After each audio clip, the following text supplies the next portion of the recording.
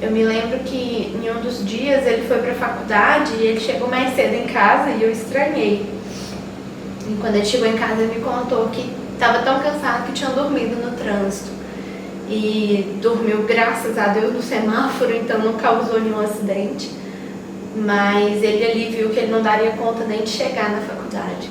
E por muitas vezes nós vimos o livramento de Deus em aspectos assim, estar cansado, ter que encarar e ter que lutar mais um dia, né? Até hoje vimos, né? As dificuldades elas vão mudando, mas a gente descobre que na nossa vida as maiores dificuldades são as que mais nos fazem crescer. Fazendo faculdade, saía de casa 6 horas da manhã, chegava em casa meia-noite e ela se esforçando ao máximo para tornar isso a melhor experiência possível. E a gente compartilhou de ótimos momentos nesse período, mas 31 dias depois da cerimônia de casamento, eu recebo a notícia de que eu estava sendo desligado da empresa que eu trabalhava. Trabalhei por quase 5 anos na Brasil Telecom. O período de fusão entre Brasil Telecom e Oi, a função que eu exercia iria para outra cidade e com isso eu fui dispensado em Brasília. E aí, entre tantas idas e vindas, procurando emprego, tentando conseguir levantar uma fonte de renda para sustentar a família, coração aflito, como eu falei, eu sempre gostei, sempre tive muita responsabilidade, muito compromisso e eu pesava e pensava muito. Eu tirei a Rafaela da casa dos pais dela para fazer ela passar por dificuldade comigo. E ela, com um sorriso lindo no rosto, sempre disse: olha, a gente está fazendo isso juntos. E ela sempre falou para mim: eu prefiro construir junto do que entrar em algo construído e não ter parte naquilo. Então, a nossa vida foi realmente uma construção a dois, com o apoio, lógico, dos nossos pais, de amigos, de várias pessoas que se envolveram na nossa vida, mas a gente construiu muita coisa juntos. Entre tantas idas e vindas, o pai dela olhou para mim e disse assim: olha, eu não tenho condição de te ajudar com muita coisa, mas se você quiser, eu estou com o ferro velho aberto, vem para dentro, eu te pago R$50 a diária para você trabalhar comigo no ferro velho.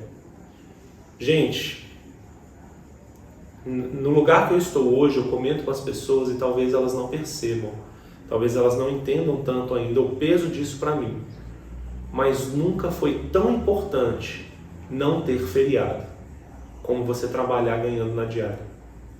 Não foram dias fáceis, era um processo que era para durar pouco tempo, era algo que, assim, na minha expectativa, nos meus sonhos, a gente pensava: eu vou trabalhar no ferro velho e por 1 mês, 2 meses, só para segurar as contas do mês e rapidamente eu arrumo um emprego. Estou me formando na faculdade, tenho muitos contatos, conheço muitas pessoas, mas aquele momento não era um momento só de dificuldade, era um momento também de aprendizado.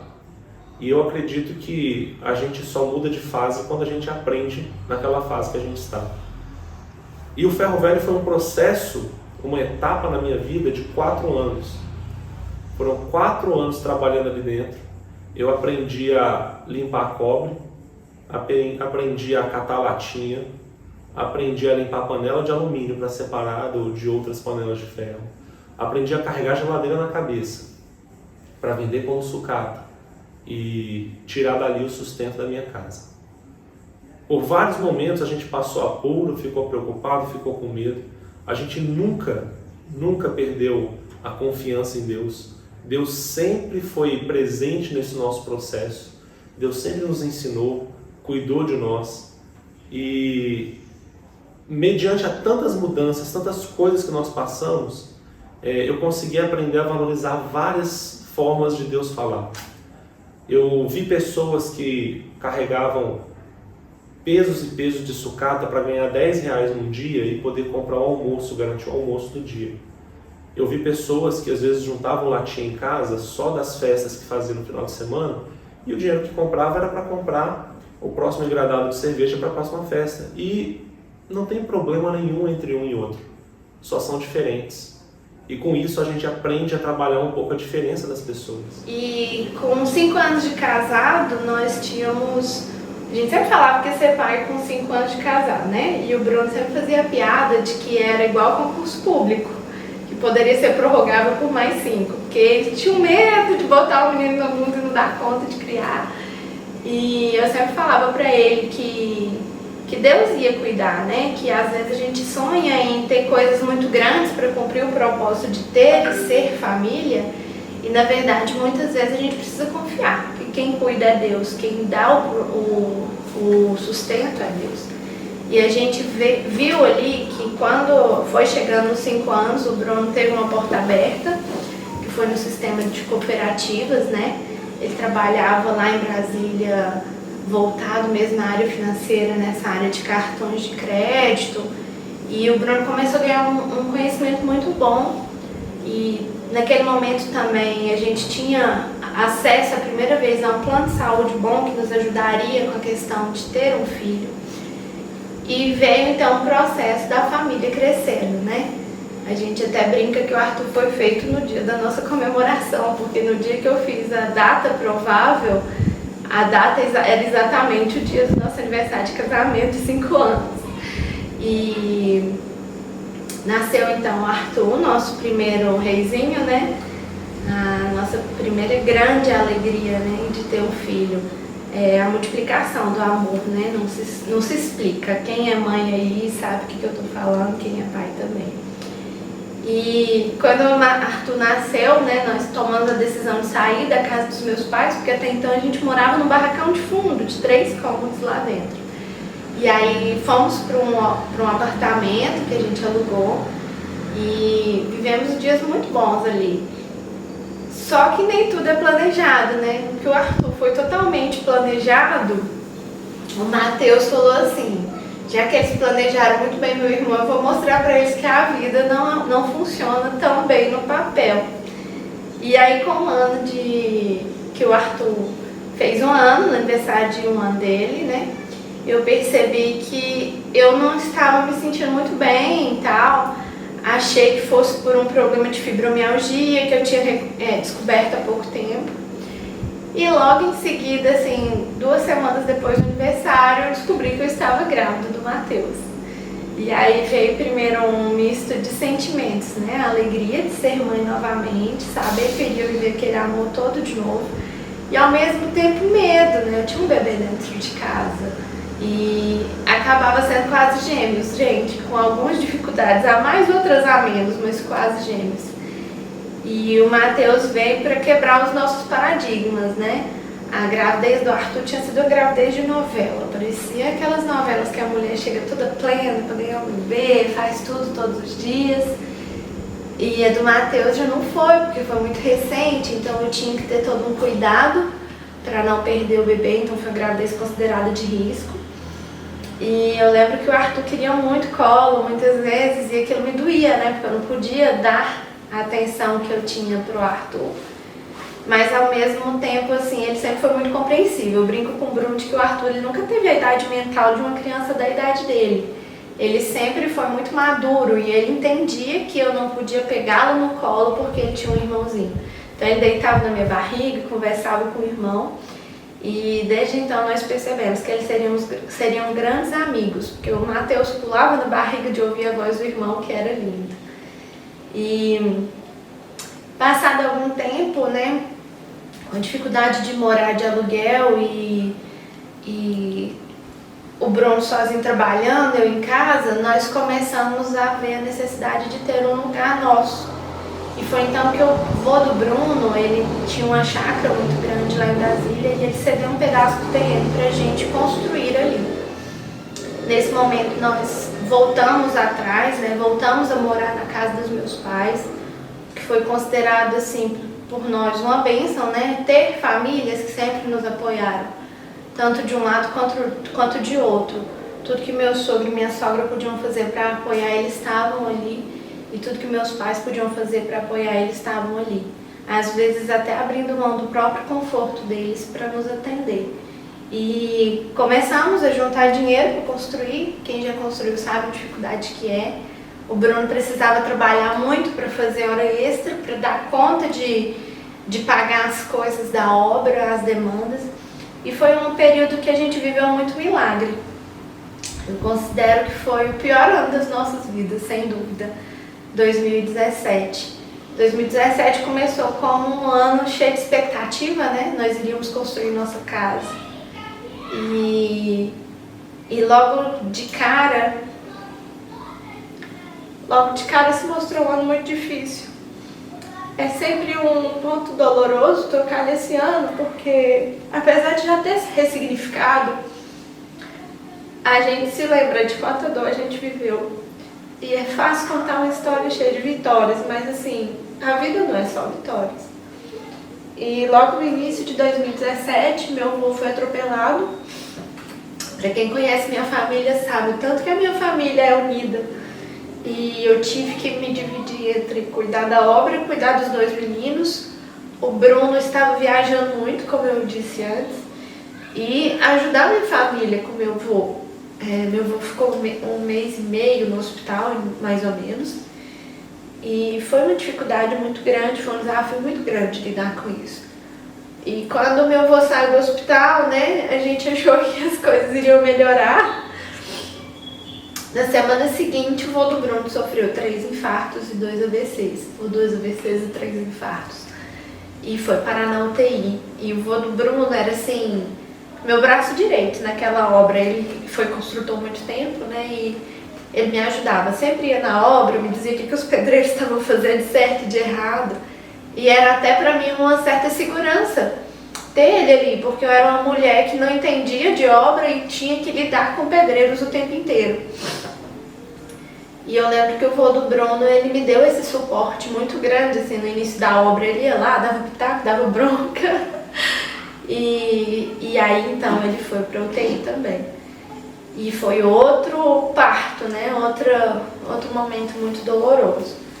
E quando o vô do Bruno saiu do hospital, quer dizer, quando o vô do Bruno saiu da UTI, né? Porque ele ainda estava internado, o Arthur pegou uma infecção de garganta e eu fui no hospital e as médicas me diziam que aquilo era uma virose.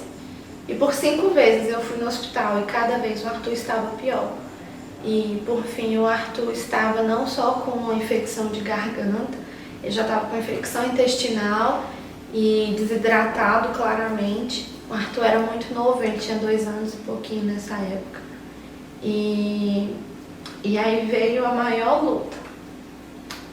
Eu acho que para uma mãe, ver seu filho na UTI, ver seu filho doente sem você conseguir ter controle da situação é a maior dificuldade da vida. Porque você entende ali que só Deus tem controle, que só Deus pode fazer. Não há nada que a gente faça que pode mudar essa situação. E o Mateus tinha ficado na UTI quando nasceu. O Mateus nasceu prematuro, foi para UTI, foi muito doloroso também. Mas o Mateus não teve em momento nenhum risco de morte. Então o Mateus estava na UTI, mas o Mateus era o bebê mais forte da UTI. Era o bebê mais saudável da UTI. Ele teve um problema de respiratório, mas ele desenvolveu muito rápido. Eu via e eu sentia paz que o Mateus estava bem, apesar de estar na UTI. E o Arthur chegou no hospital e nós ficamos até de madrugada nesse dia. E os médicos não sabiam dizer o que era, me falaram que poderia ser coqueluche. Cada médico me dava uma possibilidade, mas ninguém me dava uma resposta, uma solução. E no dia seguinte eu voltei, porque o Arthur tinha passado muito mal à noite, e eu exigi que internassem o Arthur. Eu até criei uma certa confusão no hospital, porque os médicos não me levavam a sério. E eu falava que eu sabia que eu não era médica, mas como mãe eu sabia que meu filho estava morrendo. E naquele dia nós passamos uma série de problemas lá, e graças a Deus não tinha vaga nesse hospital. Eles precisaram nos transferir, nós fomos transferidos para um hospital que é considerado o melhor hospital de Brasília. Quando chegamos nesse hospital, o Bruno estava em viagem, estava em Minas, e eu o tempo inteiro conversando com ele, eu sabia que ele chegaria naquela noite, e falei para ele, amor, Arthur vai precisar ficar internado. E quando o Bruno chegou, que eu estava me organizando para deixar o Arthur no quarto internado e o Bruno ficar com o Arthur deu uma crise de bacteremia ou septicemia. quem é da área da saúde sabe explicar melhor do que eu, mas é como se a bactéria estivesse tentando entrar na corrente sanguínea para atingir a meninge. E o corpo do Arthur entrou em colapso. E ver aquela cena foi muito dolorosa. Eu já tinha visto ele começar a fazer isso no hospital anterior e as pessoas me diziam que aquilo era só febre. E eu sabia que aquilo não era febre. Então, se eu posso dizer uma coisa para vocês, é confie no sentimento de vocês. Não sejam desesperadas. Mas acreditem quando o coração de vocês disserem que algo está errado.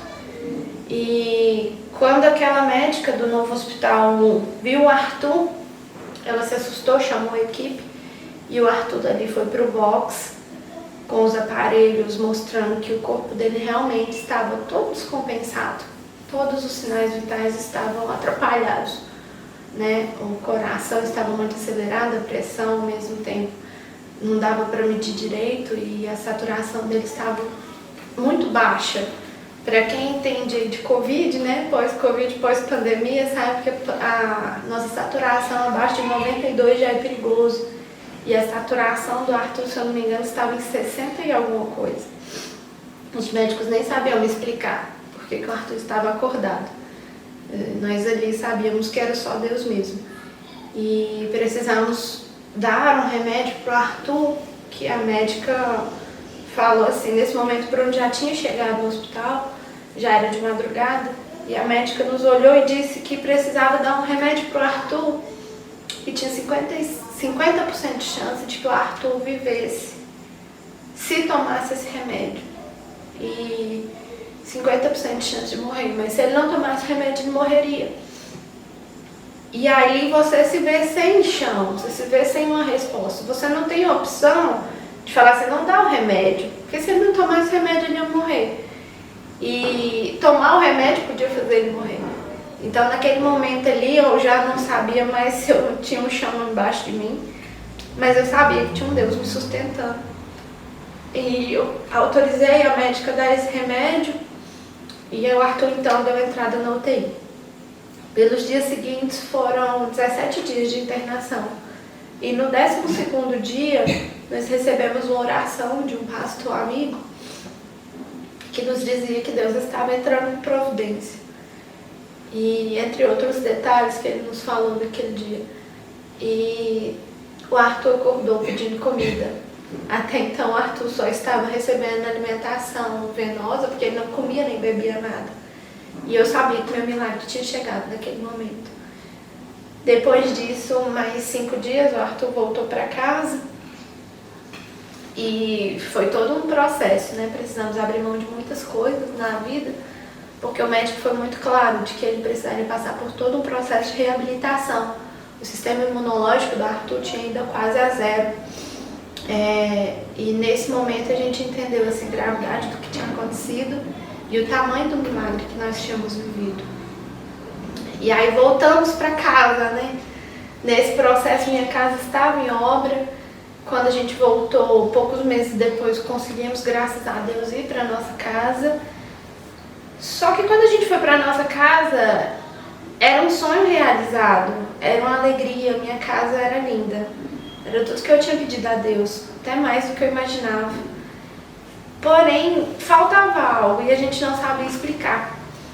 E naquele momento, o Bruno não estava bem, eu percebia que algo estava acontecendo na vida dele, eu não sabia entender o que estava acontecendo. E ele não queria me contar porque estava me poupando dos problemas, né?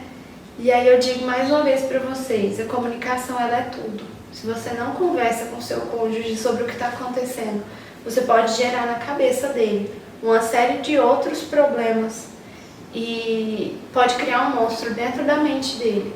E naquele momento, meu monstro era achar que meu marido não me amava mais.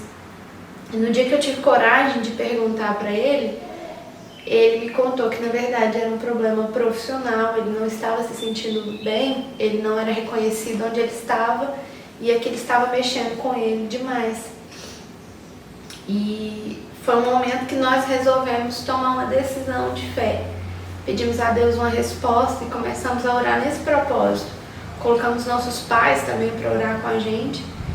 E logo em seguida, né, a gente recebeu um convite para vir para Minas. E como vir para Minas, com a casa recém-construída, sem ninguém aqui, com a família lá estruturada, aí a gente entrou em um dilema, né? Ter ou não ter coragem de mudar. Quantas vezes a gente pede a Deus uma oportunidade de mudança e quando essa oportunidade bate na porta a gente diz não, né? A gente não tem a coragem para fazer o que precisa ser feito.